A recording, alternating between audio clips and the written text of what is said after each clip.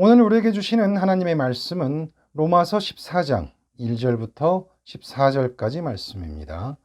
로마서 14장 1절부터 14절까지 말씀입니다. 핵심 구절은 8절 말씀입니다. 우리가 살아도 주를 위하여 살고 죽어도 주를 위하여 죽나니 그러므로 사나 죽으나 우리가 주의 것이로다.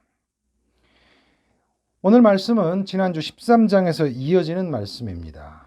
먼저 1절 말씀을 보면은요. 여러분은 믿음이 약한 이를 받아들이고 그의 생각을 시비거리로 삼지 마십시오. 비판하지 마십시오. 사도 바울은 이렇게 말씀합니다. 여기서 믿음은 진리에 대한 확신입니다. 그러니까 진리이신 하나님의 신실하심을 믿는 확신이라고 한다면 결국 하나님께서 약속하신 하나님 나라의 회복에 대한 확신이라고 할 수 있고요.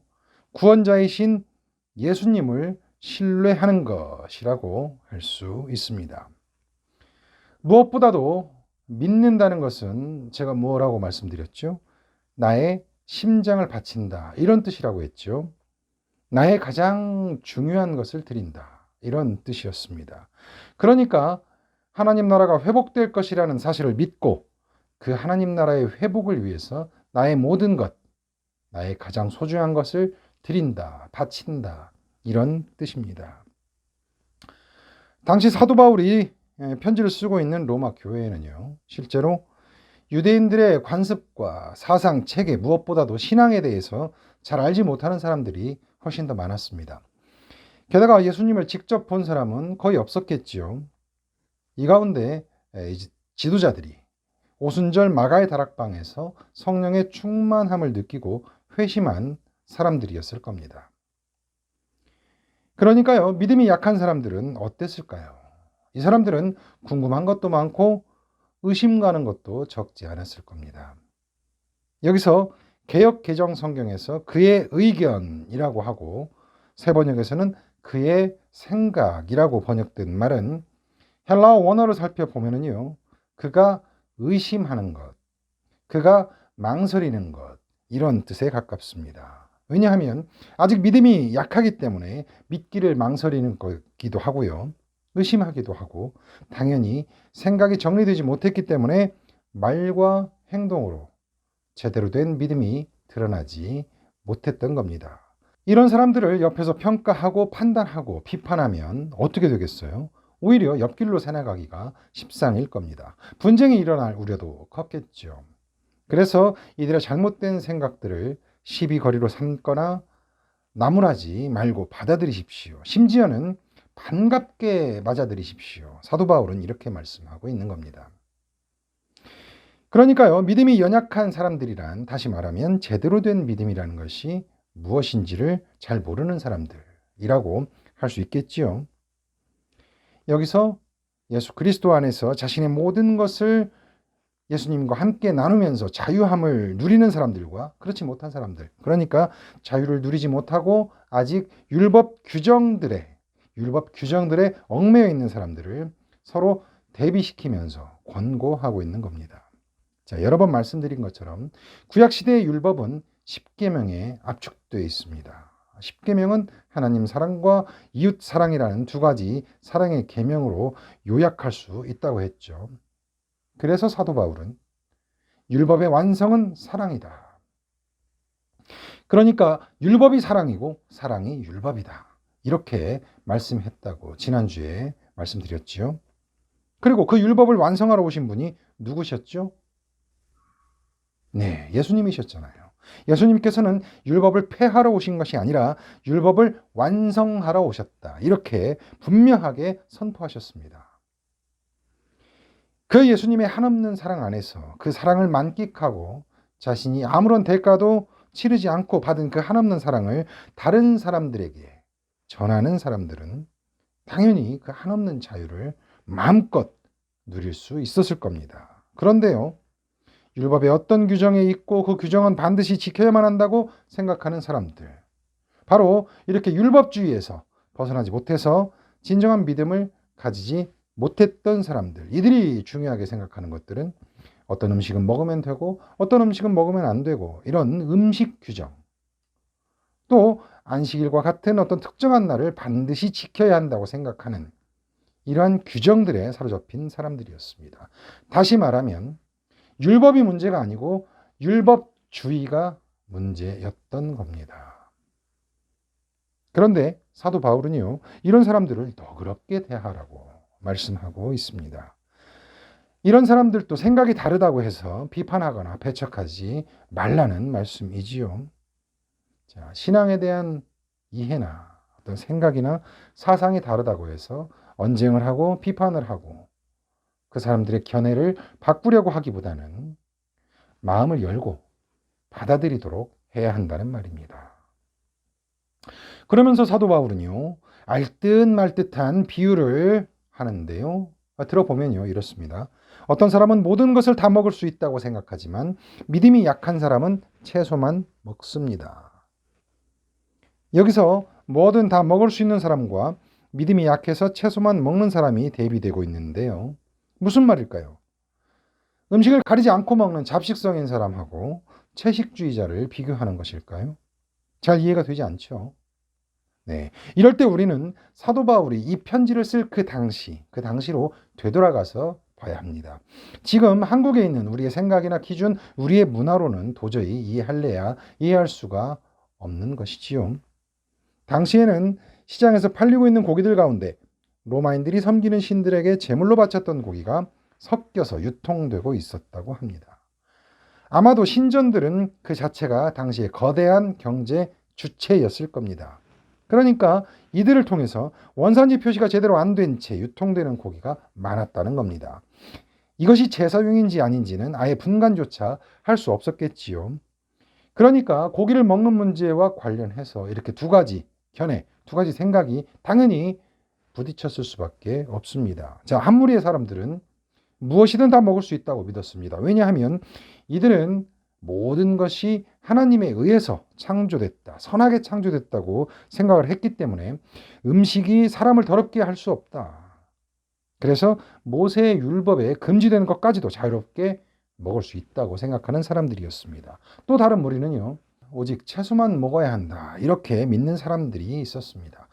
이들이 채식만을 고집했던 이유는 아까 말씀드렸지요. 우상의 제물로 썼던 고기가 섞여 있을 수 있기 때문에 아예 그 가능성을 원천적으로 차단해야 된다, 이런 생각이었던 겁니다. 그래서 이 두 가지 견해를 놓고 로마 교회 안에서는 누가 옳은지 누가 그른지, 무엇이 맞는지 무엇이 틀리는지를 놓고 아마도 격렬한 논쟁, 격한 논란이 빚어지지 않았을까 싶습니다.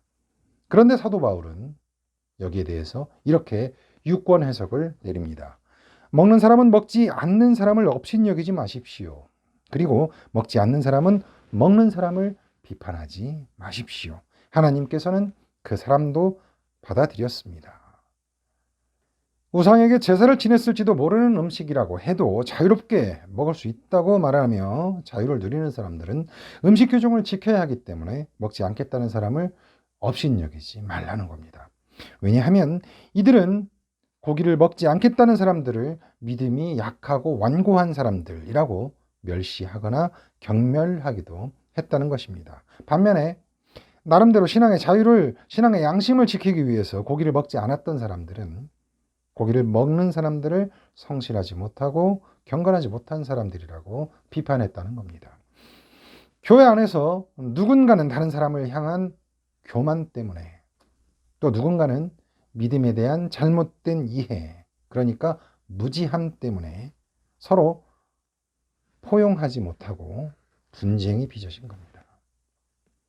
그래서 사도 바울은 서로에게 그렇게 하지 마십시오, 이렇게 강하게 권고하고 있는 겁니다. 왜냐하면 하나님께서 이 사람도 저 사람도 다 받아들이셨기 때문이라는 겁니다.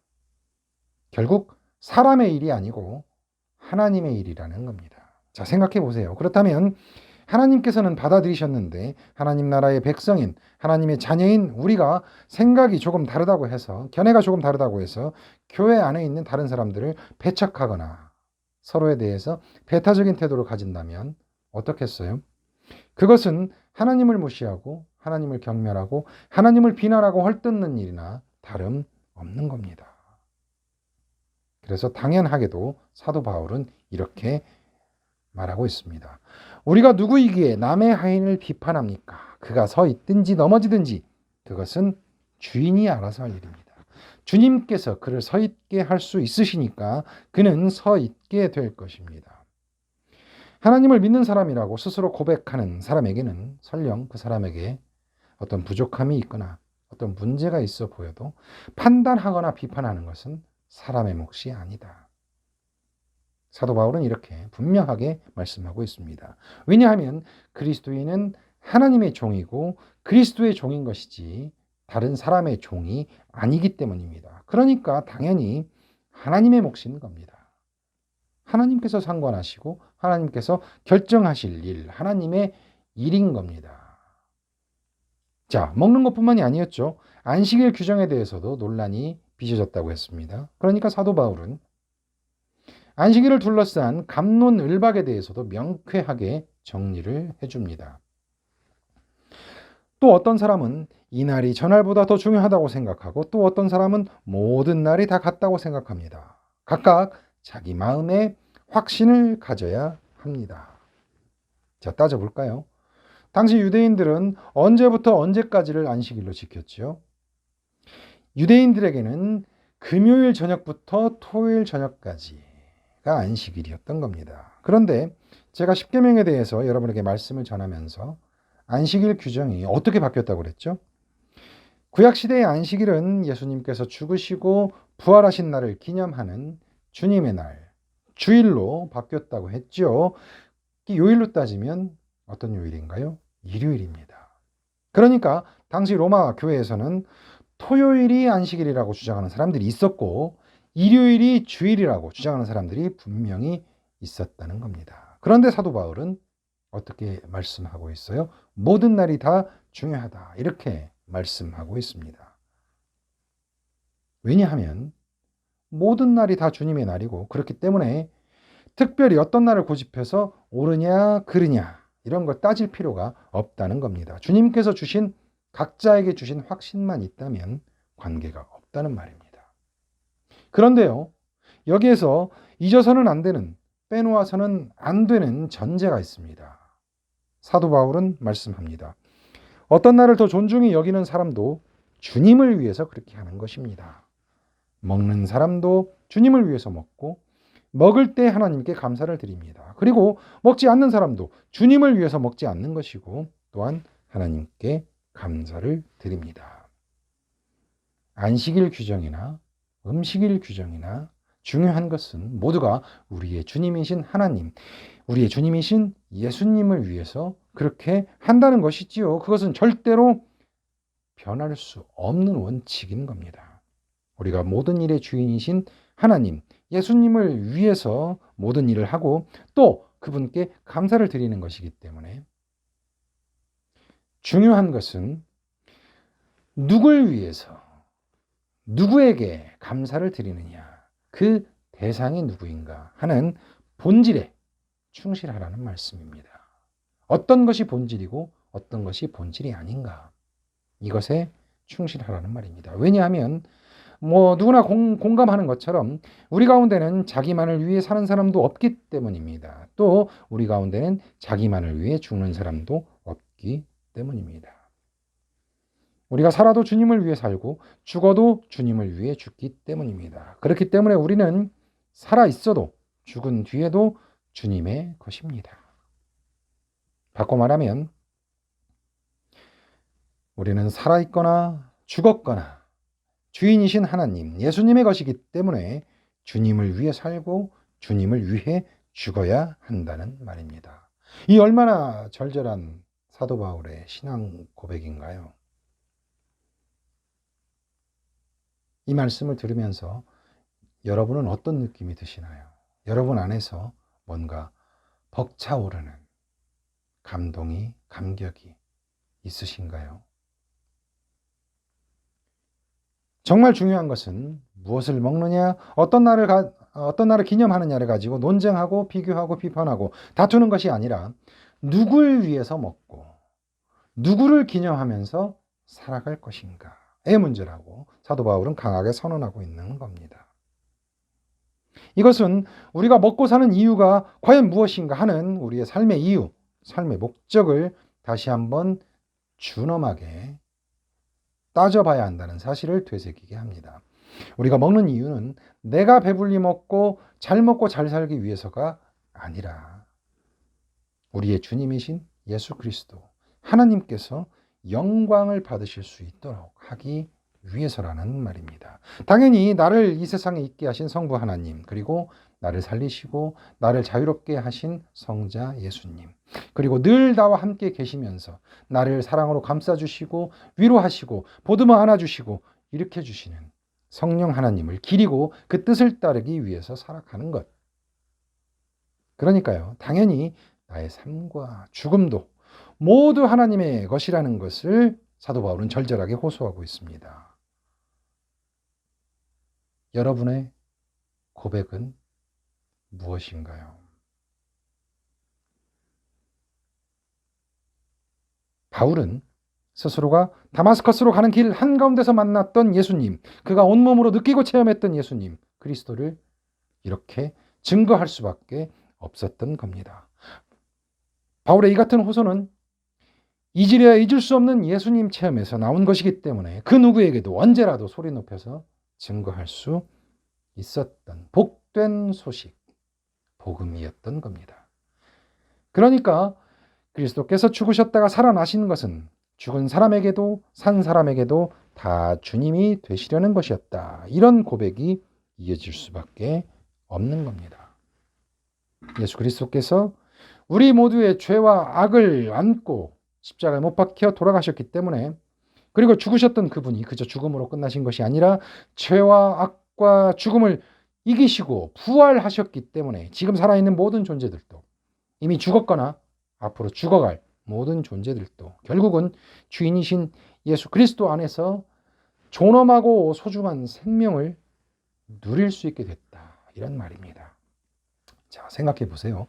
만약에 예수님께서 죽지 않으셨다면, 신이시기 때문에 그저 인간을 초월한 신으로만 계셨다면 이미 죽었거나 앞으로 죽어갈 사람들은 예수님과 관계가 없었을지도 모릅니다.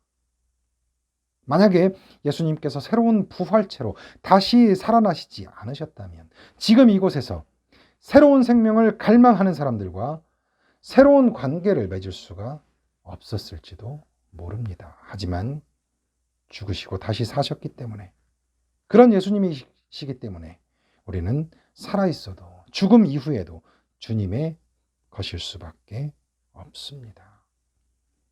그러니까 바울은 이런 결론을 내릴 수밖에 없는 것이지요. 그런데 어째서 여러분은 형제나 자매를 비판합니까? 어째서 여러분은 그대는 형제나 자매를 업신여깁니까? 비판하는 사람이나 비판당하는 사람이나 업신여기는 사람이나 업신여김을 당하는 사람이나 우리 모두는 결국 하나님의 심판대 앞에 서게 될 것입니다. 그 누구도 마지막 그날 예수님께서 살아있는 자와 죽은 자를 심판하러 오실 그날에 누구라도 심판대 앞에 서야 하는데 누가 누구를 비판하고 누가 누구를 정죄할 수 있겠느냐는 말입니다. 그러니까요, 우리는 오직 주님 앞에서 겸손할 수밖에 없습니다. 주님 앞에서 두렵고 떨리는 마음으로 살아갈 수밖에 없습니다. 사도 바울은 그 근거로 성경 말씀을 제시합니다. 성경에는 이렇게 기록되어 있습니다. 주님께서 말씀을 하신다. 내가 살아있으니 모든 무릎이 내 앞에 꿇을 것이며 모든 입이 나 하나님을 찬양할 것이다. 이렇게요. 그러니까 우리는 각자 자기 일을 하나님께 사실대로 아뢰어야 할 것입니다. 온 세상에 홀로 영광 받으실 하나님은 오직 한 분뿐이시기 때문입니다. 그 하나님 앞에서는 그 누구도 자신을 내세울 수 없습니다. 그 하나님 앞에서는 누구나 찬양을 올려드릴 수밖에 없습니다. 하나님 안에서 자유를 만끽하고 살아가기 위해서는 오직 하나님께만 두렵고 떨리는 마음을 안고 살아가면 됩니다. 다른 누구 앞에서도 그 무엇도 두렵거나 무서울 것이 없습니다. 오직 하나님과 함께 진정한 기쁨을 누리기만 하면 되는 것이기 때문입니다. 심판대 앞에서는 아무리 믿는 사람이라고 하더라도 단 한 명의 예외도 없이 자신이 했던 생각과 말과 행동에 대해서 남김없이 낱낱이 보고하고 해명해야만 합니다. 그러니까 우리는 남에게 비판받는 것을 못마땅하게 여기기 전에 항상 나의 생각과 내 말과 내 행동에 책임을 지면서 남을 비판하지 않도록 힘써야 한다는 겁니다. 하나님을 향한 온전한 믿음은 무엇일까요? 사도 바울은 오늘 본문을 통해서 온전한 믿음은 형제를 비판하지 않는 것이라고 힘주어 말합니다. 나와 함께 살아가고 있는 모든 사람들, 모든 존재들, 바꿔 말하면 형제를 비판하는 것은 이미 내 마음속에서 형제를 죽인 것이나 다름없기 때문입니다. 그것은 형제를 살리는 것이 아니기 때문입니다. 형제를 사랑하는 것이 아니기 때문입니다. 그런 온전한 믿음을 지키지 않으면 어떻게 될까요? 하나님의 심판대 앞에서 결국 내가 한 생각과 말과 행동을 고스란히 부둥켜 안고 서야만 합니다. 나를 되돌아보면서 살지 않고 남의 탓을 하고 남을 비판하며 살았습니다. 나 자신의 흠이 없는지를 살피고 다시 돌이키면서 살아야 하는데 그렇게 살지 못하고 남을 경멸하고 멸시하면서 교만한 삶을 살았습니다. 주님, 저를 용서해 주시옵소서.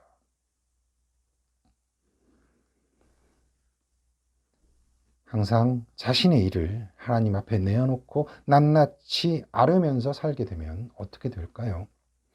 하루하루가 좀 더 가벼워지지 않겠어요? 하나님께 내어놓은 마음을, 하나님께 아뢰는 그 마음을 주변에 있는 형제들에게도 쏟아놓고 함께 얘기할 수 있다면 어떻게 되겠어요?